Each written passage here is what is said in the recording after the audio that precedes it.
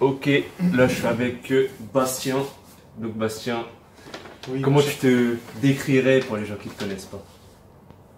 Waouh, faut se décrire. Ouais, si tu dois te présenter ou quoi que ce soit. Ouais, j'ai 35 ans.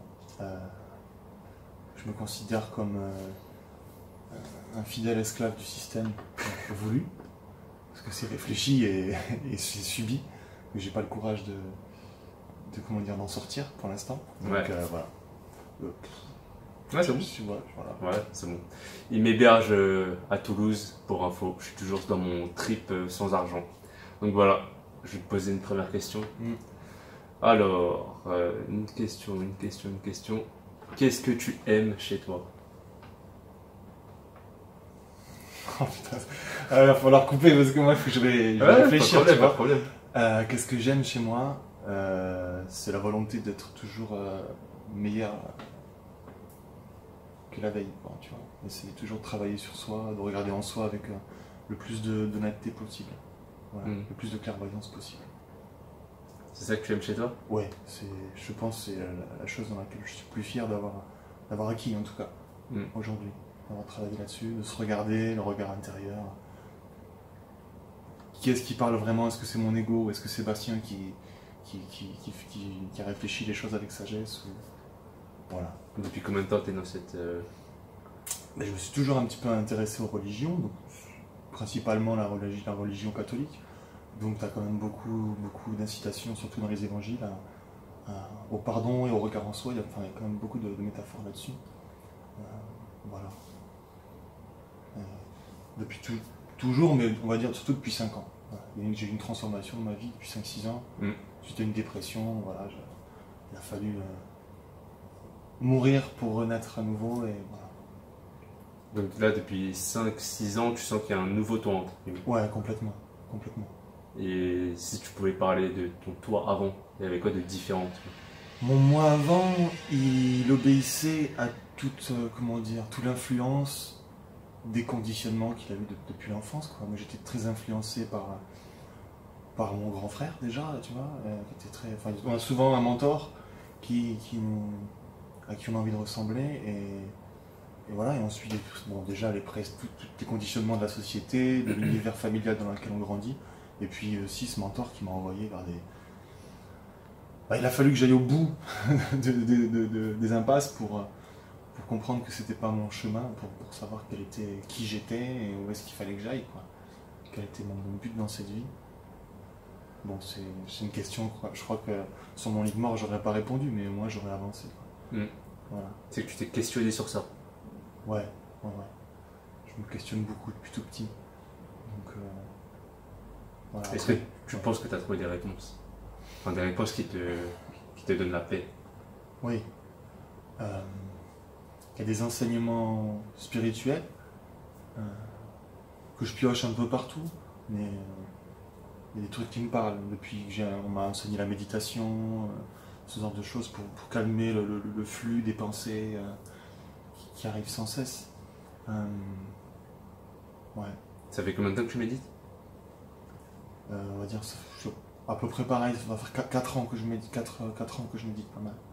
Régulièrement, tous les jours? Tous les jours, des fois, des petits recentrages par rapport aux anxiétés du travail ou aux anxiétés, parce que je suis un anxieux de nature, donc des fois, on ferme les yeux, on se reconcentre sur le souffle, c'est des petits recentrages méditatifs rapides. Et sinon, ça m'arrive de méditer, de faire vraiment, me mettre en tailleur et tout ça, reconnecter à la terre. Dès que je peux aller me promener, j'essaie de méditer un petit peu. Ça calme tout ce flux de pensées négatives ou anxieuses, parce que je suis très anxieux, toujours penché vers le futur, parce que les pensées futures ne sont que des peurs, en général. Donc, moment présent. Et se reconnecter à la source, recomprendre tous les systèmes de pensée spirituels, comme quoi nous sommes tous nous sommes tous limités, nous sommes tous cette essence divine. Cette force, cet univers. Ouais, voilà, quoi. Du coup, la méditation, en fait, ça t'a fait du bien, ça te fait moins stressé ou pas? Non, ça calme sur le moment présent. Après, à long terme, moi, je suis un stressé de nature. Je traverse une période où voilà, j'ai des crises d'angoisse régulièrement. Tu vois, tout à l'heure, on a été faire peu de sport, hop, je me suis écarté, j'ai eu une petite crise d'angoisse, tu vois, ça monte comme ça, c'est inexpliqué, c'est pas... Tu sens que tu peux pas le contrôler? Ouais, voilà, je sais, j'ai confiance à terme de surmonter ce truc, je sais que c'est moi qui le crée, j'ai confiance que c'est quand même moi qui le crée à un certain niveau, mais je peux pas le contrôler, ouais, je peux pas le contrôler. Mais déjà, je trouve ça beau de pouvoir le partager. Bon, déjà, tu vois, devant quelques viewers, tu vois. Mais même dans la vie, je suis plutôt quelqu'un qui... Ça, ce serait ma deuxième qualité. Non, tu vois, qui dit les choses, qui exprime son ressenti. D'ailleurs, ma démarche de chaîne, c'était un petit peu ça, d'exprimer mon ressenti. C'était... Tu es confiant, en tout cas. Exactement. Vous étiez... Enfin, mes viewers, c'était mon psy, quoi. Voilà. Ok. Bon, une autre question. Est-ce que tu as des regrets? Des remords, mais pas des regrets. Ouais. Non, je suis très fier de mon parcours, je suis très content de passer par tout ce que j'ai enduré, les bonnes choses comme les mauvaises. Non, parce que j'ai toujours du plus vers le plus, alors je regrette rien. Puis tous mes enseignements, mes lectures m'enseignent qu'il faut surtout pas, faut rien regretter. Parce que c'est comme... J'aurais aimé être pas ce gamin timide, j'aurais aimé avoir le courage de partir à l'étranger. Il y a 10-11 ans, j'avais un projet, puis je me suis chié dessus, lamentablement, tu vois, des trucs comme ça. C'est le petit remords, tu sais, mais... Tu penses encore aujourd'hui? J'accepte. Ah ouais. Je devais partir en Namibie, j'avais tout préparé, j'avais mes contacts là-bas, la famille Huette. Enfin voilà, c'était terrible, quoi. Réserve de guépard et tout, il n'y avait plus qu'à prendre le billet, j'avais des sous. Mais j'avais pas de couilles, non, ça s'achète pas malheureusement. Et faut pas de couilles, c'est un peu dur pour moi-même, mais ouais, non, voilà. Ah mais c'est le terme. J'avais eu très peur et aujourd'hui j'ai encore même mes voyages au Maroc, mes voyages en Angleterre, tout ça m'a demandé beaucoup de courage. De confiance aussi. Ouais, c'est toujours un problème de confiance en soi, de toute façon, bien sûr. Alors une autre question. Quel est le plus bel acte d'amour que tu aies fait pour quelqu'un? Ah, ça va être long. J'ai coupé. Je sais que tu vas couper. J'ai coupé, c'est sûr. Je sais pas du tout quoi répondre à ça. J'ai rien fait de fou par amour. Tu vois. Pour n'importe qui, hein, pas forcément une relation amoureuse. Ouais, je pensais plus à ma mère là, tu vois, mais... si. Un acte fou, c'est que j'étais jeune et que j'étais plein d'orgueil et que j'ai fait du mal à ma maman et j'ai pris le courage, elle pleurait dans sa chambre, alors je sais plus pourquoi, parce que mon cerveau veut oublier ces trucs, ce genre de trucs. Et j'ai été piquer des sous dans son portefeuille pour lui acheter à elle un bouquet. Et puis je suis allé dans sa chambre et je me suis excusé. Et puis il m'a fallu une force incroyable pour aller le faire.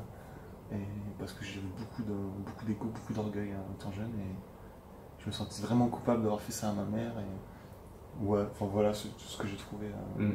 Un souvenir comme ça, par amour, parce que j'aime tellement ma maman. Il faut aimer nos mamans, il faut les respecter. Et après, finalement, ça s'est arrangé. Elle était un peu moins elle triste. était tellement émue, elle se sentait même bête d'avoir été triste, de m'en avoir voulu. Enfin, on se sentait tous les deux bêtes au bout du compte. Je crois qu'on a tous fait ce genre de trucs, même avec des amis. Une fois que tu t'expliques et qu'il y en a un qui demande pardon, il faut lui parler avec son écoute, on s'aime, tu vois. Mais très jeune, genre je devais avoir 13 ans, puis le coup d'aller choper dans le portefeuille pour aller acheter des fleurs. J'avais jamais jamais acheté un truc dans... J'étais un fleuriste à cet âge-là. Ouais. Vraiment, il fallait que je rattrape le coup. Avec son argent. Forcément, t'avais pas l'argent, toi. Ouais. Alors, une autre question. Après, je vais rebondir dessus, parce que là, en fait, je me rends compte que c'est des questions trop personnelles, du coup, je peux pas trop rebondir dessus. J'ai trouvé, mais c'est ça. Moi, j'ai aucun tabou. Ouais, mais c'est pour ça, en fait, que je suis tombé sur toi pour faire ce genre de questions, en fait. Du coup, là, je vais prendre des questions un petit peu plus générales. Si tu n'avais pas peur, qu'est-ce que tu ferais? Je crois que peut-être que étant jeune, j'aurais voyagé, du coup. Je serais parti en Namibie, suite à votre question. Mais aujourd'hui, si j'avais pas toutes ces peurs, ben je vivrais pareil, mais sans ces peurs. Est-ce qu'il y aurait des choses que tu ferais là, qui t'en empêchent, justement, parce que tu as peur? Est-ce qu'il y a des trucs qui te bloquent de faire un truc que tu veux vraiment? Ouais, mon rêve, c'est l'autonomie. Mon rêve, c'est d'acheter un terrain, de vivre de mes légumes, de mon verger, de mes animaux, tout ça. Mais là, c'est pour ça que je suis esclave, c'est parce que je compte être embauché dans une grande boîte, ça met du temps pour avoir des sous, pour coffrer de l'argent. Mais finalement, c'est des projets à très très long terme. J'ai du mal à y voir clair, des fois je me dis qu'il faudrait tout laisser tomber et faire un métier ou faire quelque chose dans lequel... quelque chose qui me ressemble plus.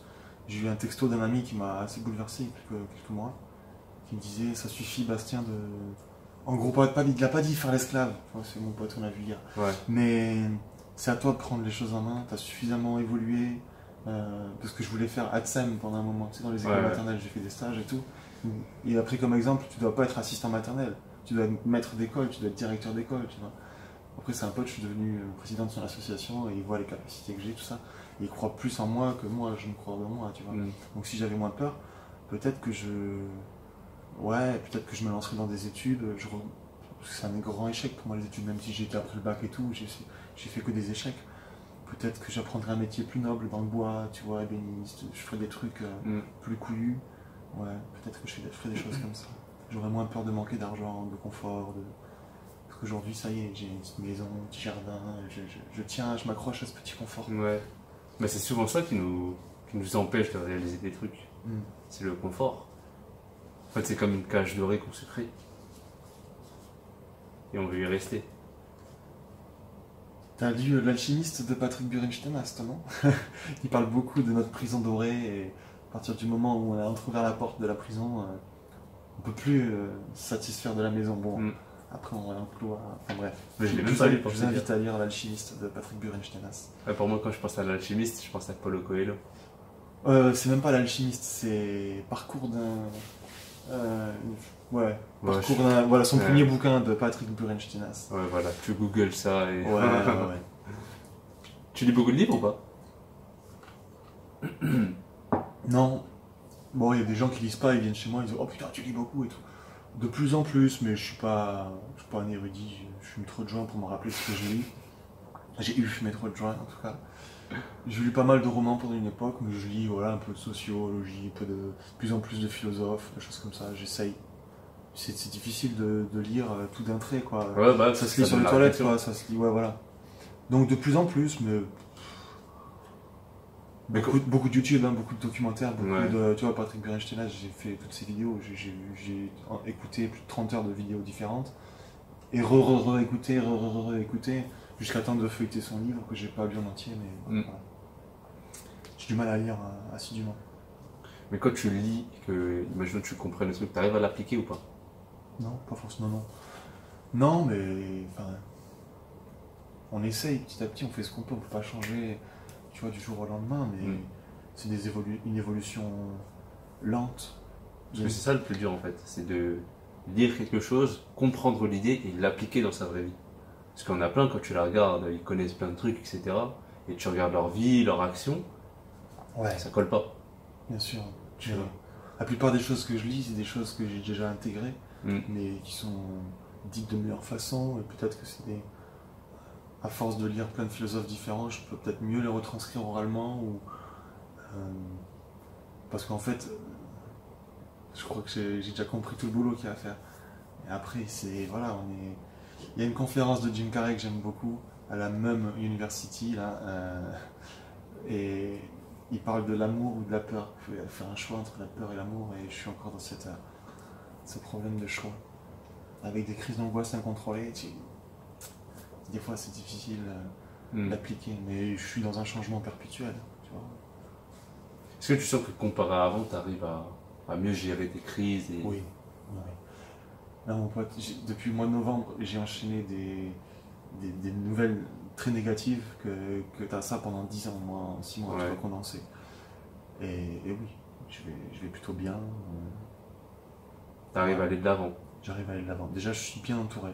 C'est très important aussi, avec l'âge des amis, de bien, je ne vais pas faire le papa, mais en tout cas de s'écarter des personnes nuisibles. Moi, quand j'ai fait ma dépression, c'est vraiment ça que j'ai fait en premier. J'ai vraiment compris tout ce qui était nuisible pour moi, les gens qui m'attiraient vers le bas. T'as fait le ménage en fait, j'ai fait le ménage. Ton entourage. Et puis après, quand tu te demandes vraiment à la vie, quand tu veux quelque chose, tu veux t'en sortir.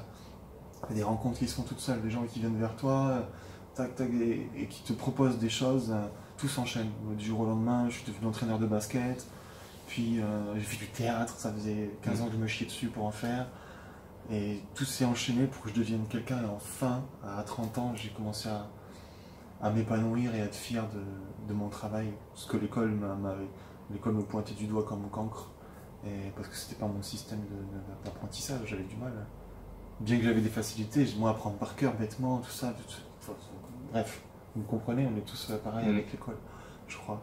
Mais tu dis que t'as pas confiance en toi, mais pour faire du théâtre, faut le faire quand même, parce que tous les regards sont braqués sur toi, quand tu joues des pièces, tu vois, faut jouer un rôle.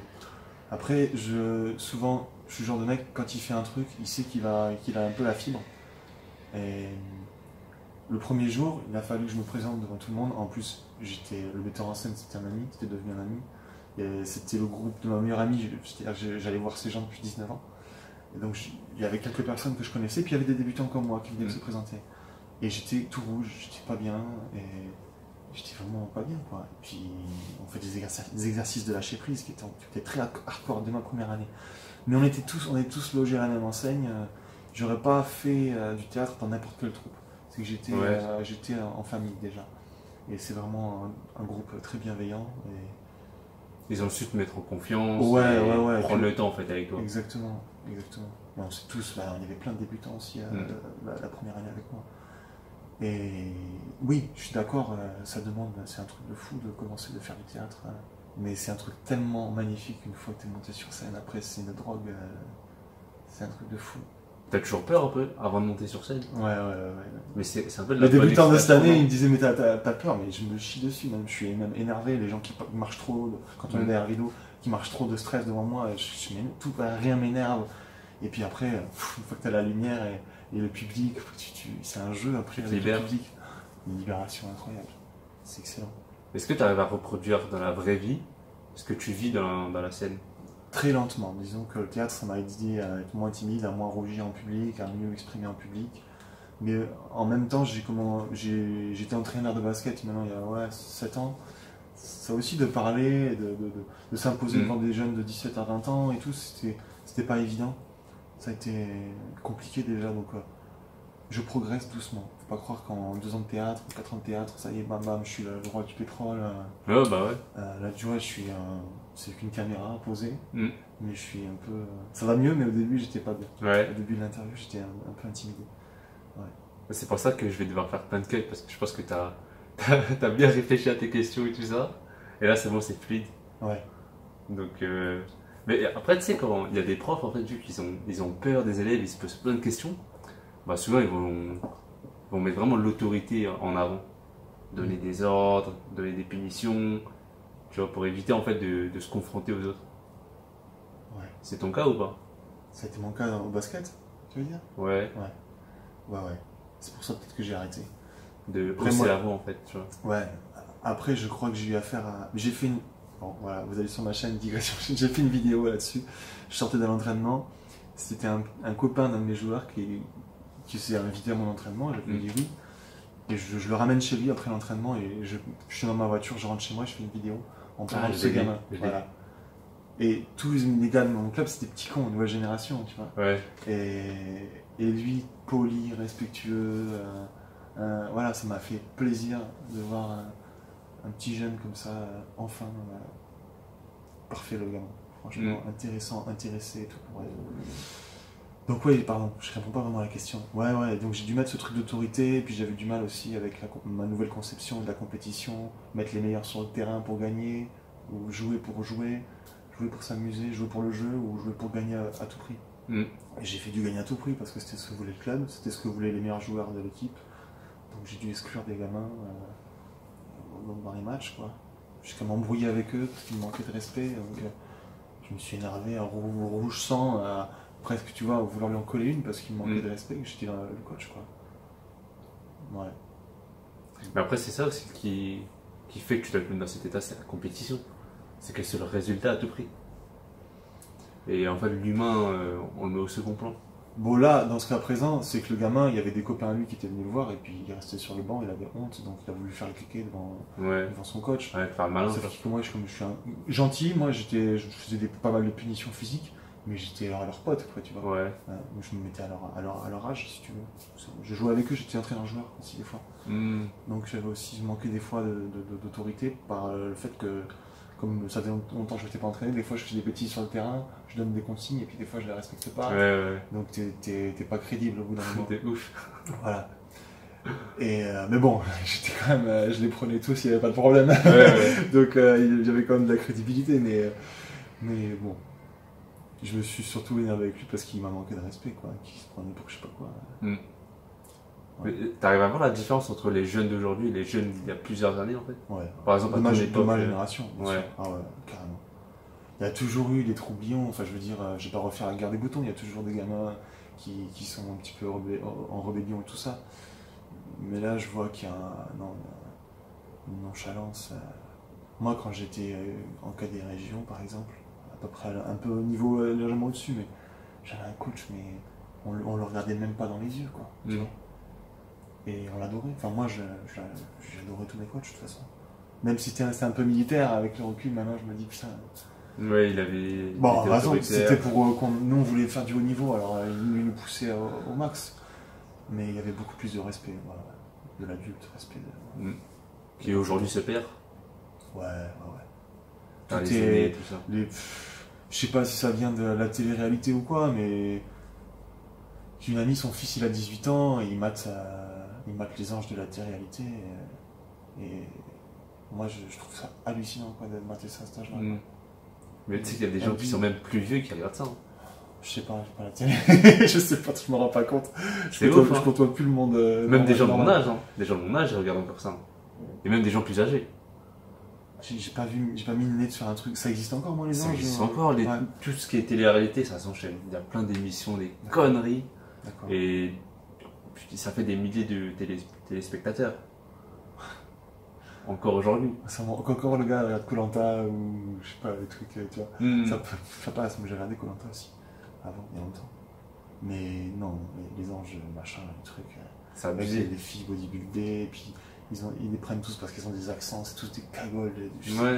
En fait, ouf que ça existe, ce genre de personnes-là. Ça me fait mal au cœur. Mais franchement, je sais pas si c'est des comédiens ou c'est vraiment les gens qui remplissent les clichés. Parce que tu vois, la meuf, c'est des bimbos méga bonnes, méga connes. Et les mecs, ils sont là, balèzes, méga cons. Tu vois, c'est un truc de ouf. Bah, j'ai vu chez Ardisson qu'il y a un mec qui vient de la télé-réalité qui est devenu chroniqueur à la télé. Ouais, et qui disait qu'il y avait un réseau de prostitution. Maintenant, les filles, elles vont dans les trucs de télé-réalité pour faire monter leur prix, en fait. Et il a dénoncé ça à la télé, tu vois. Donc je crois aussi à ça. Leur prix de. Ouais, parce que les grands. Leur prix de prestations sexuelles? Ouais, tout à fait, d'escort girl, et puis à la fin, plus ou pas plus, après, ouais. Ah ouais. C'est toutes des escort girls, de la prostitution, quoi, de luxe, quoi. Ouais. Je sais même pas. Ouais. Et peut-être que les mecs aussi, on va savoir, moi j'en sais rien. Ouais, peut-être. Hein. De toute façon. Je connais pas trop ces milieux-là, moi, je suis un peu loin de ça. De toute façon, juste tu passes à la télé, tu te fais un max de blé, mais quand tu vois, c'est eux les exemples, en fait, des jeunes. C'est un truc de ouf. Hein. C'est un truc de ouf, c'est que tu vois, dès le collège, ils regardent la télé et qu'est-ce qu'ils regardent, c'est la télé-réalité. Puis même la musique, moi je suis pas trop dans l'actualité musicale, mais dès que je vois les clips, tout ça, ça fait déjà bien 15-20 ans que c'est très sexualisé, très... Enfin non, je peux même pas parler de ça parce que je connais pas vraiment l'actualité. Enfin, je vois plus ce qui se mais fait. ça a quand même de l'impact dans la vie des gens. Le fait de mettre des meufs à poil, on n'a peut-être pas le recul. Tout ça, tu vois. Est-ce que le porno a changé notre sexualité? Non, parce que la moyenne est toujours à 17 ans, du premier rapport. Ça modifie un peu, mais je crois qu'on n'a pas tout à fait de recul encore. Enfin, de tout ce que j'écoute sur France Inter. Ouais, je crois que... Je sais pas, mais en tout cas, c'est pas bon. Je crois pas que ce soit bon, en tout cas. Ouais. T'en regardes toujours? Quoi? Porno. Ouais. Oui, je me masturbe sur du porno, ouais. C'est pas bien, je préférais faire marcher mon imagination. Ouais. Mais tu sais que maintenant même avec l'imagination, c'est toujours les images du porno qui reviennent. Ou de trucs vécus. Moi, souvent, je pense quand même à des filles qui m'ont marqué. Bon, maintenant, je suis le couple, alors c'est pas... Coupe. Non, coupe pas, elle verra jamais ça. Mais... Tu ne montreras pas? Si, parce que... Non, non, je lui montrerai pas. Mais... Non, non, t'inquiète. Moi, Non, mais quand je suis avec une femme, je pense plus à elle, tu vois. Ouais. Mais bon. Après, j'essaie de le faire le moins possible. Garder mon énergie vitale, tout ça. Et puis, moins tu fais l'amour, moins t'en as envie. Enfin, en tout cas, moi, ça marche beaucoup chez moi. Bon, on en avait déjà un peu parlé. Mais... Ouais. Et la masturbation, c'est pareil. Moins je me masturbe, moins des fois j'arrive à pas me masturber pendant 2 semaines. Ça doit être dans mes records. Mais c'est pas mal, quoi. Tu connais le NoFap Challenge? Non. Je sais pas, des mecs qui disent c'est 1 an. Enfin, tu sais, ils se branlent pas pendant 1 an. Ah, c'est ça que tu parlais sur le live. Ouais. J'y crois pas, moi. 1 an, enfin sûr, tout est possible. Ouais. Mais quand même, hein. 1 an, c'est beaucoup, hein. En fait, c'est des gars, ils ont des... Je sais pas comment ils font. C'est des dérèglements hormonaux, tu vois. Ils sont différents, quoi. Mais d'un coup, ils arrêtent, et pendant 1 an. Après, je sais pas, ils disent leur bienfait, ou je sais pas quoi, mais... C'est comme si tu me demandais de pas faire caca pendant 1 mois, tu vois. Même si je gêne, à un moment, il y a un truc qui sort, tu vois. Là, tu chies de l'eau, hein, au bout d'un moment. Ah, putain. Faut faire couler mon maquillage. Attends, vas-y, je vais te poser une question parce que j'avoue, là, on est parti en couille. Ouais, c'est bien comme ça, c'est bien comme ça. C'est ma personnalité, moi j'aime bien que ce soit rigolo aussi. Digression, tu parles bien ton nom. Hein. C'est ça. Alors, une autre question. En fait, j'aimerais bien te poser une question que j'ai pas déjà posée, du coup, voilà. En fait, j'adore parler de moi, c'est pour ça que dès que je commence à parler, une fois que je suis à l'aise. Bah, tant mieux, ça a pris du temps, tu sais, pour démarrer, mais c'est bon. C'est ça qui est bon. Alors, une autre question. Comment tu vis la pression des autres? Est-ce que tu peux un tout petit peu développer la pression des autres? Par rapport à la société, les attentes qu'on a placées en toi, que ce soit des proches, des professeurs quand tu étais plus jeune, ou encore actuellement si tu as... Ouais, il y a la pression du travail, mais... Comment tu le vis? Déjà, je t'ai parlé de mes crises d'angoisse le matin. Je suis angoissé le matin. Je crois que c'est vraiment lié à l'école. Je me réveillais tous les matins angoissé parce que je faisais jamais mes devoirs, j'avais pas de cahier. Je me contentais de petites facilités que j'avais pour essayer d'avoir toujours la moyenne, passer entre les gouttes. Et du coup, on a toujours attendu plus de moi, comme ma mère, l'influence de la famille qui dit il faut avoir des diplômes, faire un BEP où c'est même pas imaginable. Moi, j'avais Enfin, voilà, toute cette pression. La société est une putain de pression, une oppression quand toi, tu veux essayer de voir la vie plus simplement, quoi. Moi, j'ai envie de regarder pousser les arbres, d'avoir un rythme plus lent, de me voir vieillir, de me voir grandir. Et des fois, tu rentres dans des trucs, tu vois pas passer l'année, quoi. Tu bosses comme un con. Et encore, moi, j'ai des activités... C'est aussi pour ça, je pense, que j'ai arrêté les vidéos, c'est que je me suis mis à vivre un peu vraiment... Ta propre vie. J'ai trouvé des gens que j'ai cherchés dans YouTube, je les ai trouvés dans la vie. Donc, voilà. J'avais beaucoup d'occupations en dehors. Donc, comment je vis la pression? Merde, comment répondre à cette question? Mal. C'est tout l'objet de mes angoisses, j'imagine. C'est le petit enfant en moi qui a peur de... C'est le début de tout. C'est la petite graine qui a peur de devenir fleur, quoi. Je fais des métaphores de graine. Mais est-ce que tu arrives à... nous empêche d'être libre, trop jeune, quoi. Est-ce que tu arrives à t'écouter et ne pas faire attention en fait à ce que les gens disent?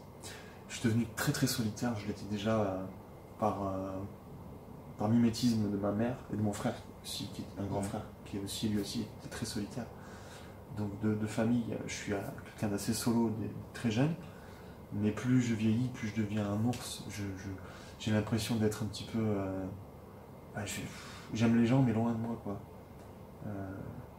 Ou pas trop longtemps. C'est que tu as besoin de ton espace personnel, recharger les batteries, et une fois que tu as bien rechargé, là c'est bon, tu peux accueillir des gens dans ton espace. Exactement ça. Ouais, j'aurais pas mieux dit. C'est pareil pour moi. Ouais. Bon, je vais te poser encore 2 questions. De toute façon, c'est les questions que je demande à tout le monde. Quelle est ta mission? Est-ce que tu penses que tu es là pour une raison? Moi, je crois aux vies antérieures. Je crois qu'on choisit de s'incarner et qu'on choisit de régler certaines choses. On va sûrement revoir des choses de notre famille karmique. Il y a des choses à régler. Mais après, une mission... Est-ce que toi, une mission, on va dire, entre guillemets, professionnelle, enfin, tu vois, dans cette vie, il faut réussir ses rêves ou je sais pas quoi. Moi, je crois pas. Il faut juste réussir à dépasser ses peurs, dépasser son rapport, je sais pas, moi, à la maternité, à la paternité, des choses comme ça, des choses à régler pour. On choisit une famille, quand on s'incarne, on choisit des épreuves à surmonter ou pas. Je crois pas que tout est écrit, mais les grosses lignes, et après c'est une question de choix, on a toujours le choix. Arbitre. Ouais, le libre arbitre, il y a un petit libre arbitre quand même, un petit, tout petit. Donc j'ai pas de... Ma mission, c'est d'être toujours meilleur, c'est de faire ce que je peux, continuer à faire ce que je peux, mais essayer de se regarder dans la glace, grands yeux ouverts. Arrêter d'avancer comme ça, quoi. Faut regarder qui on est, faut pas avoir peur de... D'enlever les voiles, en fait. Ouais. J'ai une amie qui s'est suicidée, j'ai envie d'en parler, ça fait ça la revivre un peu. Elle s'est suicidée il y a 2 mois parce que j'en ai parlé, je crois, dans mes vidéos. C'est une fille qui s'aimait pas du tout. J'ai digressé de fou sur ta question. C'est pas grave. Non, mais la pression de la société, la pression du regard des autres, petit à petit, elle s'est décomposée. D'une danseuse semi-pro, elle est devenue une alcoolique qui a fini par en finir, quoi. Une fille trop belle en plus, physiquement, selon les critères de la société, tu vois. Et elle se trouvait moche. Et elle faisait des... Enfin bref, voilà, je vais pas... Paix à ton âme, Marion, je t'aime. Et repose en paix. Non mais voilà, donc ma mission, c'est surtout de me protéger des autres. De tout ça, ouais, essayer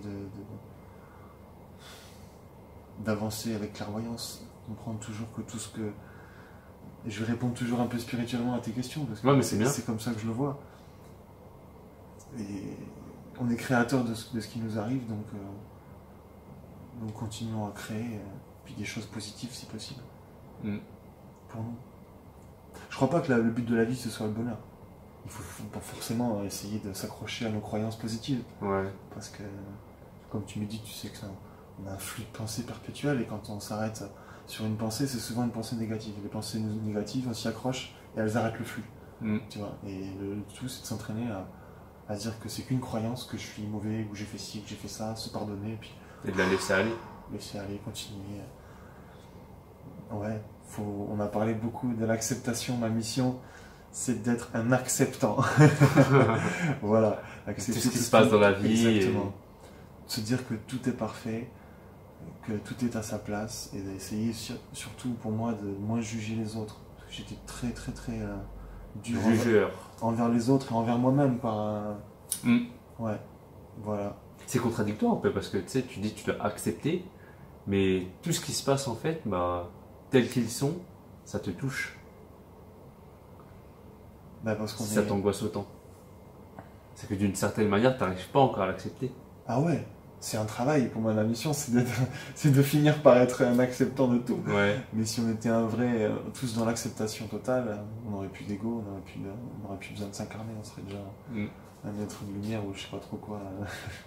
Ça, c'est des termes spirituels. Ouais, après, voilà, de New Age, je suis pas trop là-dedans, mais j'ai quand même une vision des croyances précises, mais je m'en fous, ça. C'est ici et maintenant qui est important. Bon, on va finir. Dernière question. Est-ce que tu as un dernier message? Si là, je te donne l'occasion de dire tes derniers mots. Ah c'était ceux d'avant. Non, en fait, j'ai profité de la question d'avant pour parler d'acceptation, regard en soi. L'amour propre, c'est vachement important. Je sais pas trop, je crois que j'ai tout dit. Merde, je savais pas que ça allait être ça. J'essaie de placer mes messages avant. Voilà, ouais. Laisse-moi 3 secondes, voir si j'ai mes phrases. Vas-y, de toute façon, je couperai au montage, de toute façon, le blanc. Bon, en fait, je voulais sortir une phrase, mais c'est sorti du contexte, laisse tomber. Vas-y, ok. Donc voilà, c'est bon, c'est terminé. Donc si jamais, tu vois, dans la barre d'infos, la barre de description de sa chaîne, c'est que il a voulu que je la partage parce qu'en fait, si tu regardes ses vidéos, si tu le connais, c'est super personnel. Le mec, il se confie, il parle de sa vie. Donc forcément, il n'a pas un gros nombre d'abonnés. Donc voilà, si tu vois ça, c'est qu'il a accepté. À la prochaine, David Bastien. Merci. Paix, rire, amour. C'est ma phrase, tu connais. Ouais, amour.